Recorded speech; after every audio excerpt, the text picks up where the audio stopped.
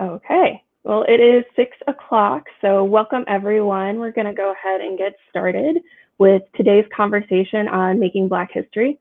My name is Dayna Colbert, and I'm the president of the Hamilton County Young Democrats. Today, we are going to be talking to Congressman André Carson. He's in his 7th full term in the U.S. House of Representatives, and he's been in office in that position since early 2008. He's been a senior whip for the House Democratic Caucus, and he is the grandson of Congresswoman Julia Carson, who, if you haven't checked anything out about what she's done, then you definitely need to.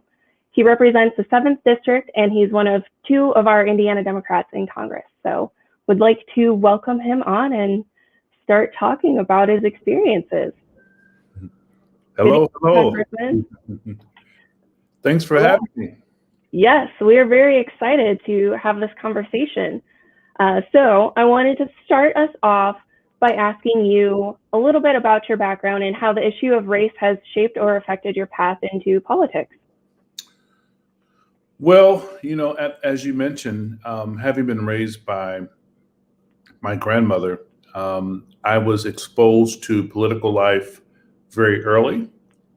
And one of my earliest memories is watching her and being with her at the Indiana State House almost daily after school when there were late night sessions, and kind of listening to some of the discussions back then about legislative issues and bills, and even watching her campaign for Jesse Jackson when he ran for president in 1984 and 88.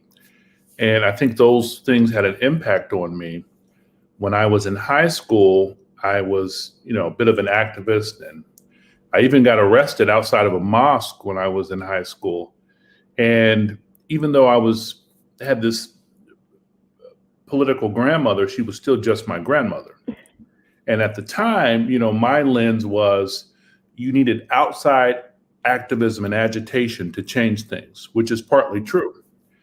As I grew older, I realized that you needed outside agitation and you needed instigation on the inside with legislators and lawmakers to produce effective legislation that impacts our communities, our states, and our country.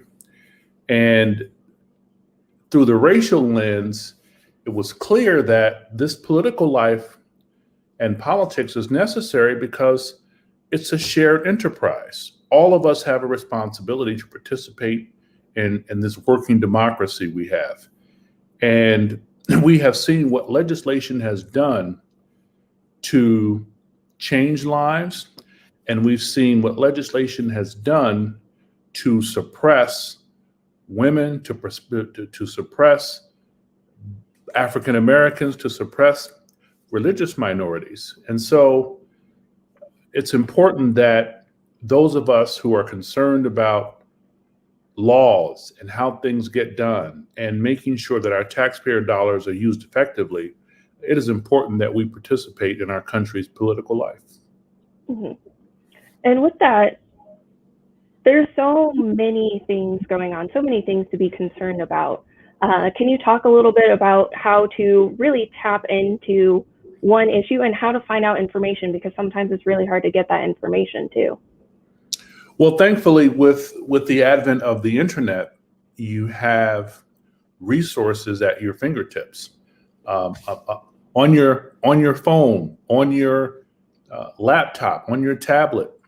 And that access to information can be beneficial, but it can also be detrimental because there is a great deal of misinformation out there. But there are also elements who want to capture your attention by recruiting you to participate in a particular political philosophy, supporting a particular political figure or a political objective, a political group, or even non-political objectives. And so it is important for those who want to get involved. I tell people all the time, identify a campaign that shares your value system. And while you may not agree with everything, it gives you a chance to hone your own political instincts. It gives you a chance to have a voice. It gives you a chance to connect with like-minded people, even people who you may have disagreements with, which I think is quite healthy. And that's, a city councilor, which I served a stint on the council, a state legislator, a state rep, a state senator, a member of the school board, a member of Congress, mayor, governor, a township trustee, very critical positions, a judge, any number of these positions.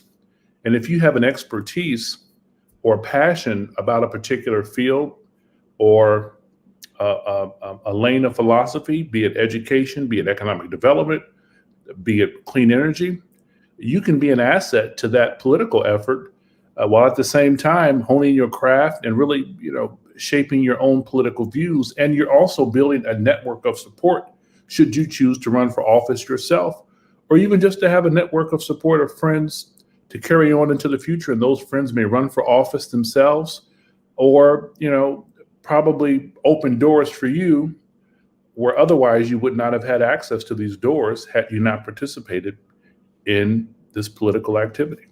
Mm-hmm. I want to talk about that in particular. Some of those doors that may or may not be open to you if you, for example, haven't participated in that political activity, or if there are barriers that you may have run into as a person of color running for office, as other people of color who may be considering running for office. Can you talk a little bit about potential barriers? Yeah, so, I ran for school board. It was a special election. I lost. That was, the election that I lost. It was good for me. And, I watched my grandmother. My grandmother ran for Secretary of State and she lost. She regrouped and, she even went against the slate. I think in my own experiences, when I ran for Congress, my grandmother wasn't alive. I didn't get to Congress until several months after she passed away. It took several elections to get to Congress. And while there was a name association, it wasn't all positive because of the name association. There were people who were, ambitious, rightly so, and they wanted to participate, rightly so. And many people were critical of the connection. I think it took a minute for people to see that while I'm proudly my grandmother's grandson, she raised me to be very independent in thinking, and she challenged me. And she often noted and she was appreciative of the fact that we had some philosophical differences, and that's the kind of family I come from, and I think that's a healthy existence. I ran into many challenges. I think one, because people, were curious about my capabilities. People were certainly curious and suspicious of my religion, because in Indiana, you hadn't had many Muslims. You had Judge David Shahid, you had Patrice Abdullah, who I succeeded on the council, but there weren't many Muslims in politics, let alone federal life. You only had one Muslim who had preceded me a few months prior, and that was Congressman Keith Ellison.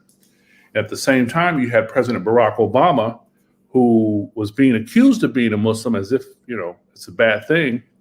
And so having to fight through that narrative, and there were quite frankly many Democrats who were suspicious and unsure about what it meant to be not only a Black man in Indiana, given our complex history, but great history, but very complicated history, especially dealing with race questions. Mm-hmm. Former headquarters of the Ku Klux Klan, Indiana. And now you have this Muslim congressman, and there were people who were putting me into a box in terms of the kind of Muslim I was and am. And so it was an educational process. I'm very appreciative of especially Christian pastors who were open-minded enough, because many Christian pastors are deeply concerned about protecting religious freedoms. They allowed me into their pulpits, and I'll always be appreciative of their bold leadership in that regard. I only had one situation. I ran into a group of pastors who said I was unfit to serve because of my religion. But most of those pastors in the city and the state, they were welcoming. I was allowed to speak to congregations, and it was that boldness coming from those Christian pastors, Black, white, across the spectrum, and imams and rabbis, that to this day I'm a big proponent of religious freedom, and I will fight to the death to protect religious freedoms. Okay. And with that, too, I know it's often said that people of color in general have to be twice as good to earn half as much respect. Have you had, it sounds like you may have had to face that in your life. Can you talk of specific instances? Yeah, I think if you look at someone like President Obama, who is Ivy League educated, who is clearly highly intelligent, he's a constitutional law professor, but yet his intelligence was questioned daily. And then you had someone who was quite the opposite, Donald Trump, who I believe is very smart. He's a different kind of smart, but he is smart. But he didn't present himself in a very scholarly way. And he had some grammatical flaws and errors, as we all do. I'm certainly not a grammarian, but his faux pas and his deliberate mistakes were never questioned in the way Obama was questioned. Obama wore a tan suit to a press conference, and he was mocked and ridiculed repeatedly, unfairly so. But Donald Trump stirred up racial animosity, religious animosity. He mocked the disabled community, but he was given a pass largely from these same critics and cynics. And so I think that that's something that we've been taught, given our history coming from slavery, but not knowing about our greatness that predates slavery and existed in slavery and after slavery. And that's why it's important to tell our own stories. We've been working with the AMC network, and I've been doing work with Damon Dash and others about increasing this awareness about Black excellence, Black history, and dispelling some of these myths. And so when you have educational systems that have historically supported the notion of Black inferiority, intellectual or otherwise, genetically, and then starting in the home, going into the schools, and then codified and solidified by religious institutions, it makes it quite difficult to navigate around that kind of racial pressure and prejudice when everything around you supports this notion of Black inferiority. But obviously the talent, the skill, the resolve, and the resilience has shined through. And of course you have white allies and white brothers and sisters who didn't want to play that game, and they worked with the Black community very deliberately in helping to dispel these notions and myths. But I think that, sadly, to agree, it still rings true. You have to go above and beyond. Even when you are in a casual environment, there's still this notion that you're being watched, you're being studied. The same passes that some people get, Black people don't get the same kinds of passes. And so there's still a lot of work to do. But I think that as people are learning more about Black culture, we're not a monolith. We're very diverse in views and thoughts, in our experiences, which is quite frankly a very human experience. I think the more Black people are humanized, the more people can get an understanding of our nuance. And I think that it's important. What I'm empowered by when I see millennials and zennials and zoomers across the racial spectrum, they're really challenging these notions of white supremacy and what it has meant in our country. And they're challenging what allyship looks like. You don't get to frame who Black people should talk to, who they should affiliate with, who they should be associated with, and hold your support if they don't do what you say. And that is rooted in white supremacy, because even though you're attempting to help, subconsciously, you think that you're better than, because if you didn't think you were better than, you wouldn't try to dictate the terms of the relationship. And so even some of our friends are being educated, but they have to understand they can't come amongst us dictating to us who amongst us should be accepted and who should be rejected. That's unacceptable. I won't accept it. I'm with you on that. Hello. Just because you don't like one of our uncles or aunts doesn't mean we should dislike them either. We can disagree with them, but they're still family. Mm-hmm. So back up. All right. Marla's tough. She's hanging in there with me. I love it. I do love that we do have an interpreter on here, and that's been the case for this series. Yeah. Amplifying positive change and focusing on that. How do you, in your position, play that role in affecting and amplifying positive change for Black communities or communities of color? Yeah, well, I think I think when you are an elected official or you're visible, it comes with a lot. It comes with death threats, obviously, especially members of Congress, and especially me. We get them regularly, unfortunately. But I remember something my grandmother told me, literally on her deathbed, a few days before she passed away. I was talking to her. I was on the city council at the time. And I said, I have to go here. I have to go over here. I have to go here. She said, baby, boy, do not let people do you the way they did me. She said, I got to the point where I couldn't say no to anybody. And look at me now. And most of those people aren't even here or even checking up on me. And she was serious. I probably know her better than most people have known her. And because I spent the most time with her. And she was very serious in warning me because she knew my nature and, as a people person.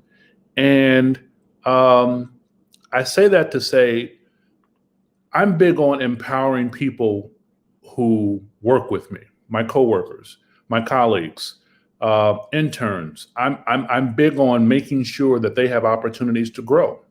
I don't believe in the kind of leadership that sucks the life out of you. I believe in working hard. I'm known to be a hard worker.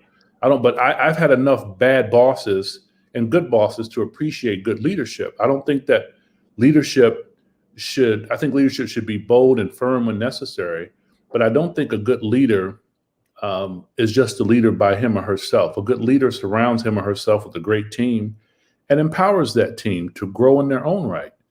And I tell people all the time, you have to have realistic expectations of your elected officials. Yes, you should hold them accountable. But holding them accountable doesn't mean that you violate their personal boundaries. And they shouldn't violate your personal boundaries because elected officials are still human beings. I know we all have fun picking on elected officials and teaching them, but they're still human beings. And that's been a growing process for myself. So I use it to educate people and say, your representative, your city councilor, your congressman or woman, your mayor, your governor, your school board rep, they're not your parent. They're not your mom. They're not your dad. They're not your messiah. They shouldn't be.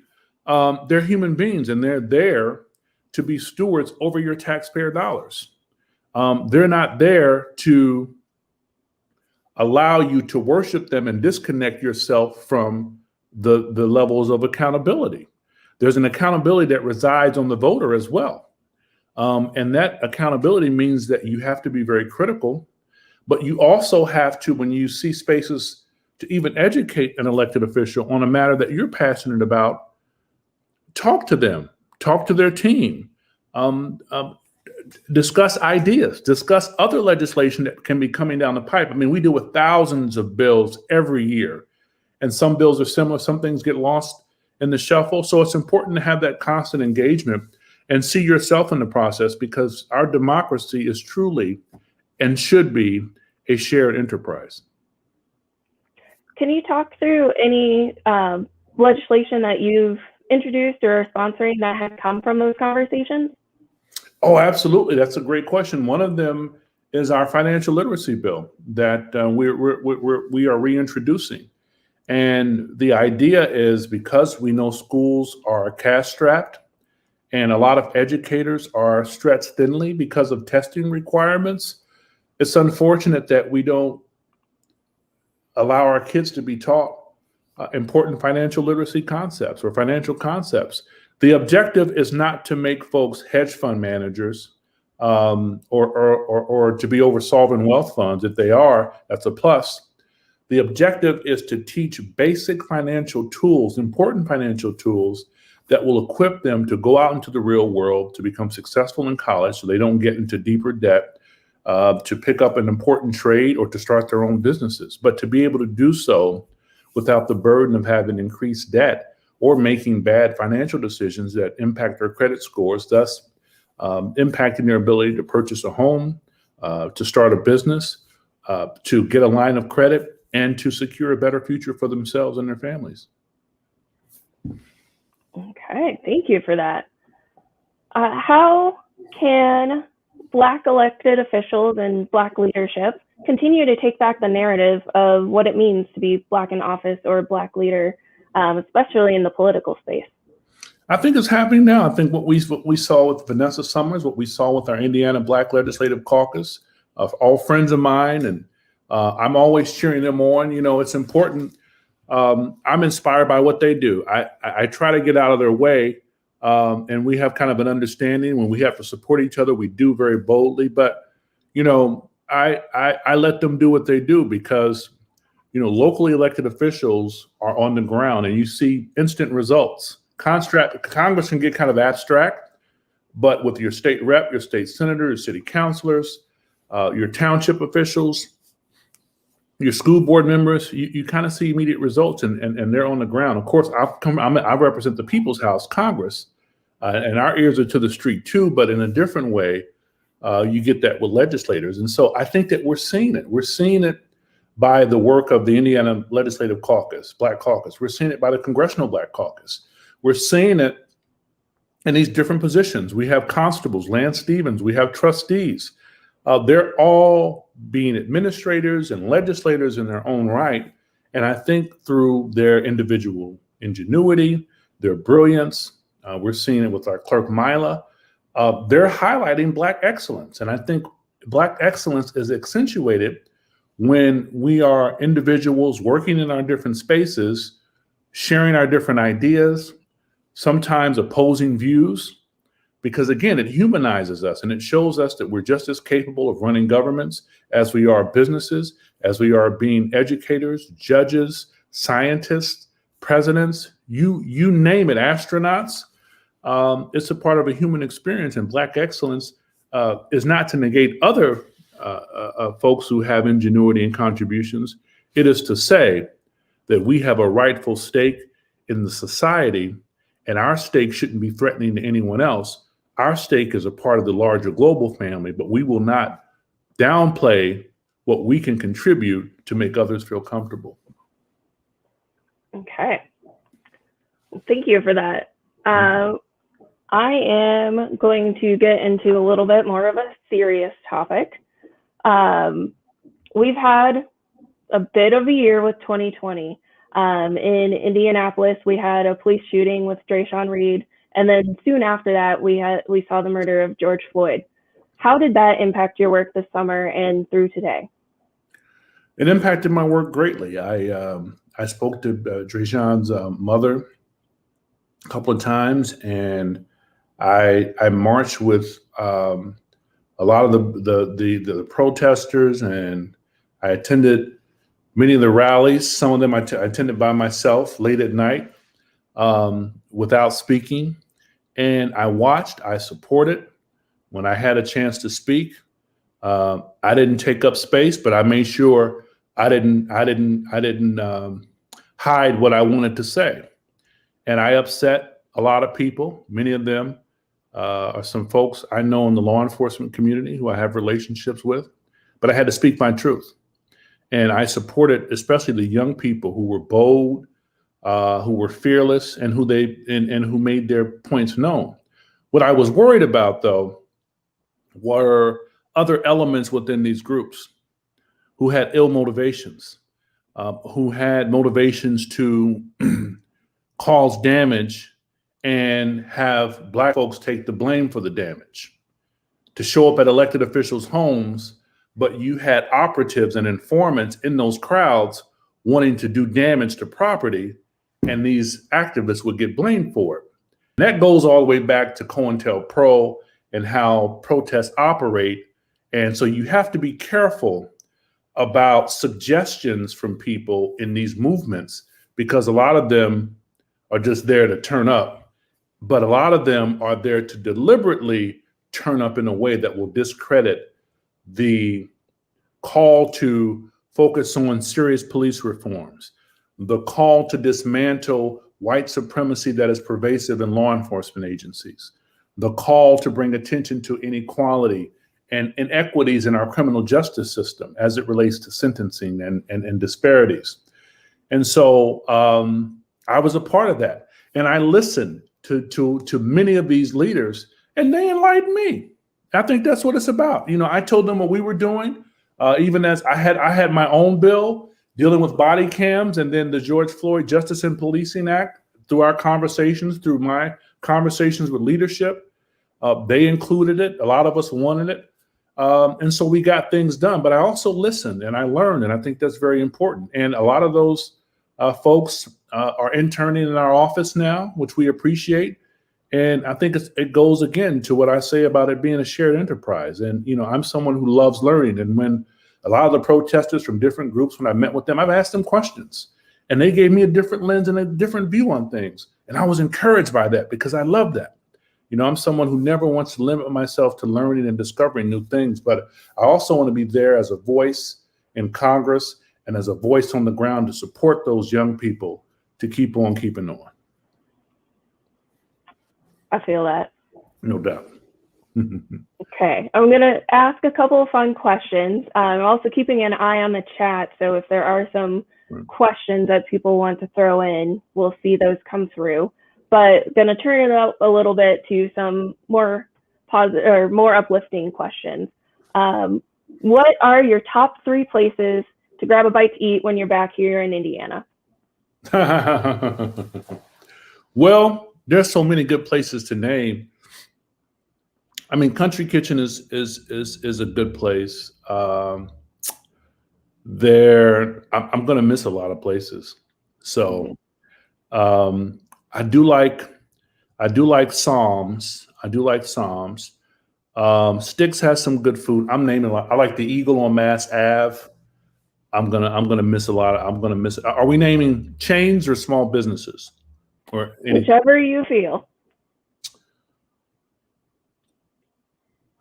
I'm gonna miss. I'm feeling guilty already.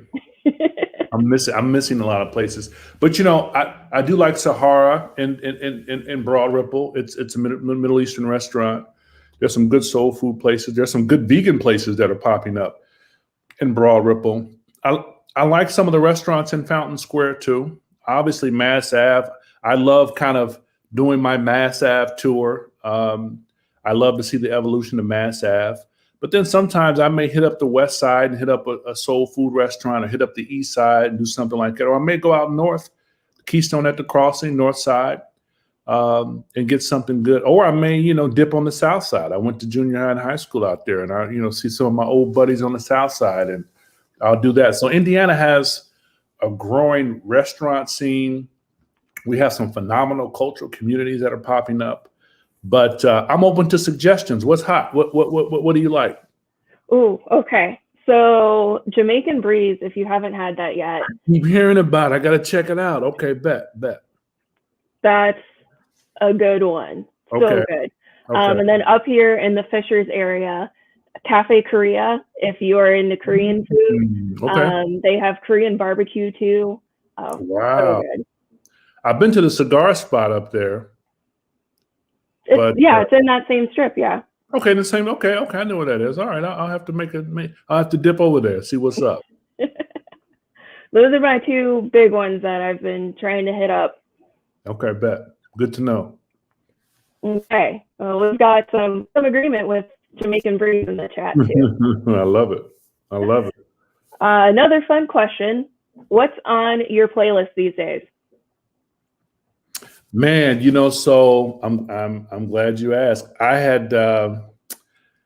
was listening earlier to, I really like New Jack R&B. I love my mother used to work at a record store, and my grandfather owned a disco. So, but I really love like what they call yacht rock, soft rock, yacht rock. That's one of my favorite. That goes back to my childhood.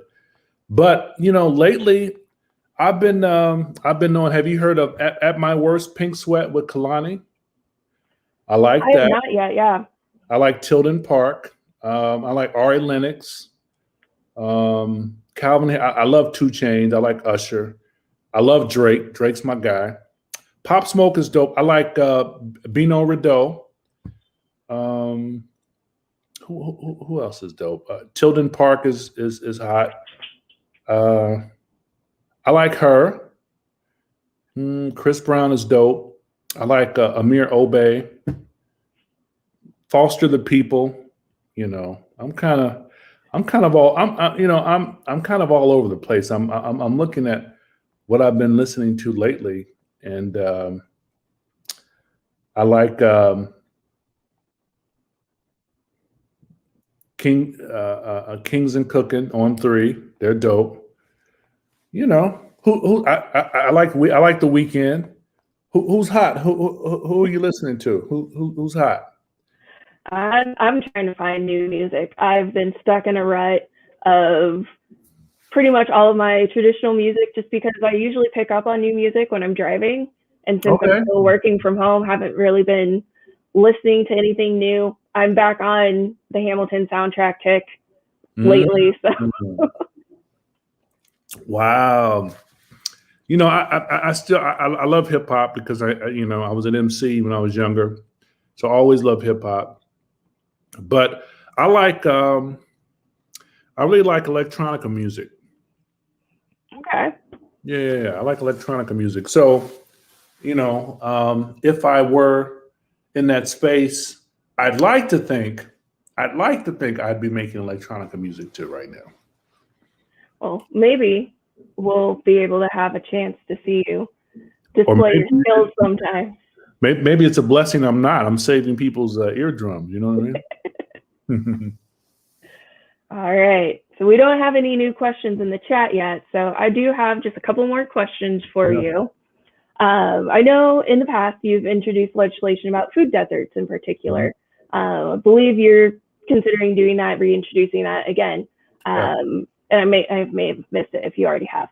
But can you talk about the importance of addressing food deserts?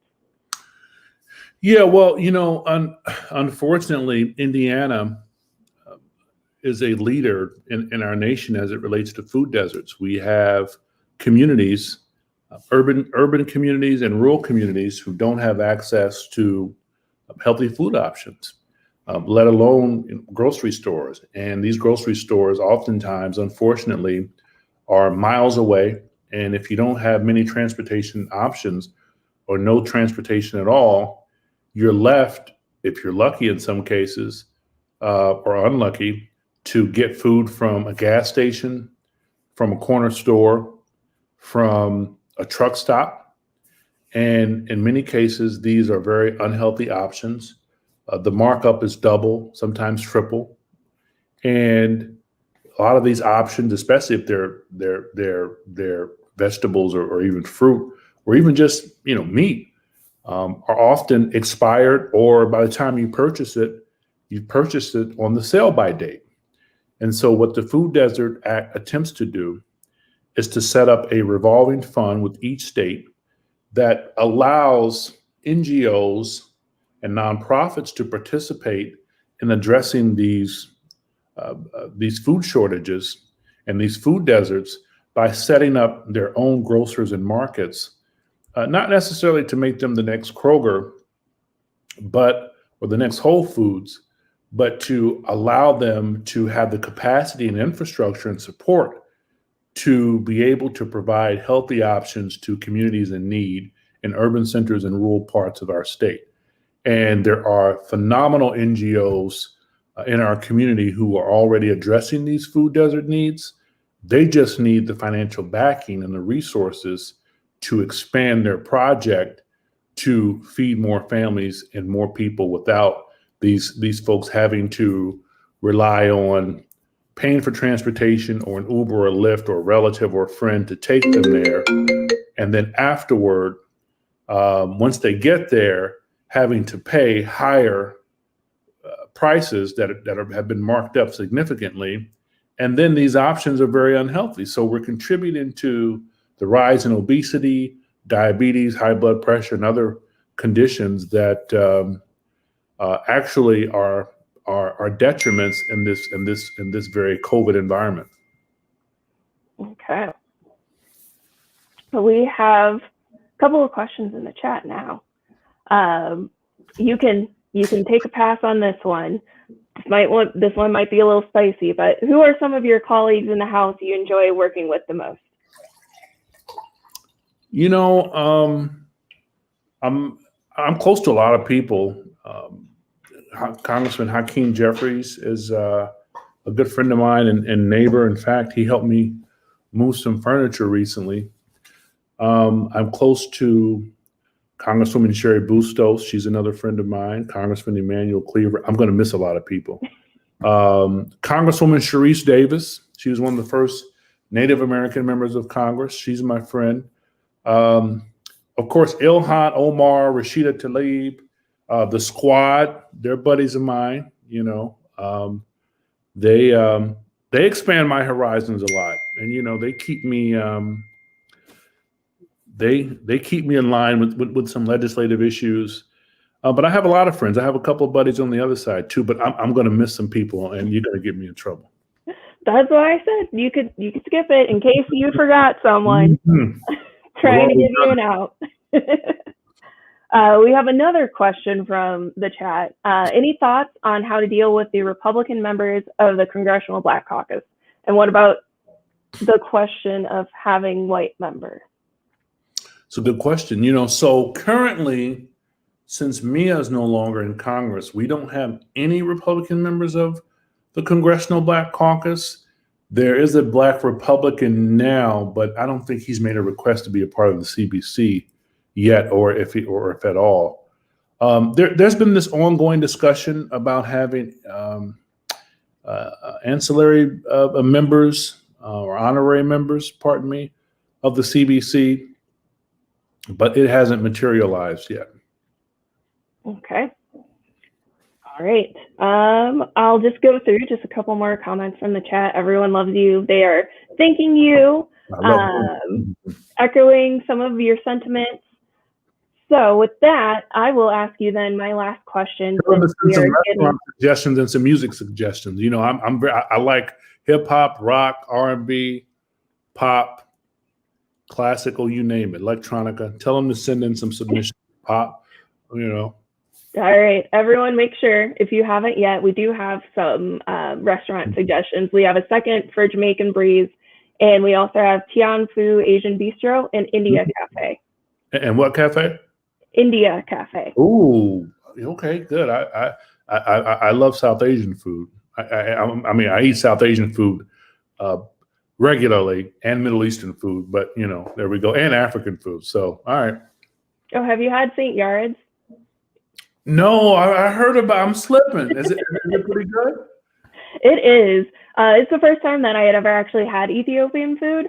But it was really good, and the owner he loves what he does. If you have a chance to stop in and talk to him while he's there, he will tell you everything that you want to know, and he just loves what he does. Oh, that's good to know. Okay, I'll have to check it out. All right, and for our last closing question then, what advice would you give to Black Hoosiers looking to get more involved? Identify a campaign that shares your value system. You may not agree with everything, and volunteer and learn and build connections and relationships. So in the event that you decide to run yourself, you'll have a built-in army. Or contact your county Democratic Party and say you want to help out and volunteer. And who knows what kind of adventure and roller coaster ride it will turn into. If you like adventure, contact us, contact your local Democratic Party or state Democratic Party and say you want to volunteer. And that thing could turn into so much. You could get assigned to go across the state and help out with some state house race. You never know. Join the party. I'll see you there. That's actually how I got involved. Started out here locally and then ended up joining the 2018 coordinated campaign. Wow. So, be done. Look at you now. Bowling. All right. All right. With that, we are going to end this conversation. Want to keep an eye on time and be respectful of everyone's time. So thank you so much, Congressman Carson, for having this conversation today. What an honor. Good job, Dayna. Thank you. And thank you to the ASL interpreters, too. Phenomenal. Yes. Thank you to them as well. Mhm. Have a good rest of your day, everyone. Take care. Bye-bye.